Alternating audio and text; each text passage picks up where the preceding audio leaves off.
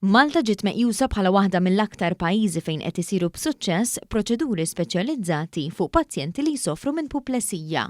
Fil-fatt, Malta tpoġġiet fl-istess kategorija ta' pajjiżi bħal Belġu u l-Iżvizzera li huma rinomati għal dan is-servizz. Waqt żjara fid-Dipartiment tal-Medical Imaging fl-Isptar Mater Dei, id-Deputat Prim Ministru Ministru għas-Saħħa Chris Fearn ra l-mod li bih l-investiment kontinwu fl-apparat avanzat tal-isptar qed jgħin lil professjonisti jiddeterminaw il-kundizzjoni tal-pazjenti f'ħin iqsar u fl-istess ħin tingħata kura iżjed preċiża u malajr.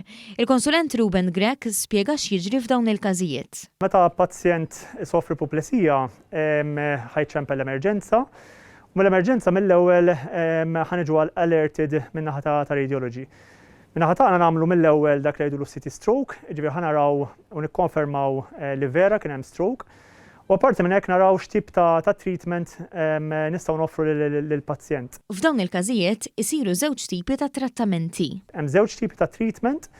L-ewwel wieħed huwa mediċina li nagħtu fil-vina tal-pazjent, li ieħor huwa dik li jgħidu mechanical thrombectomy. Li huwa intervent li jsir mill-missieq tal-pazjent f'kamra bħal din ta' warajja.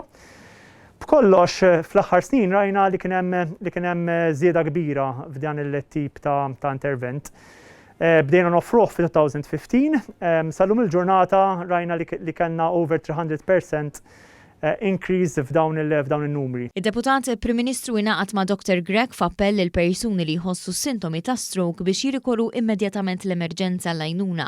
F'dawn il-każijiet il-ħin huwa prezzjuż biex ikunu salvati ċ-ċelloli tal-moħħ u l-pazjent jirkupra bl-aħjar mod. Chris Fearn faħħar lil ħaddiema f'dan il-qasam ma' rikonoxximent internazzjonali u ringrazzjahom għall-ħidma tagħhom li qed issalva ħajjiet li qabel kienu jintilfu.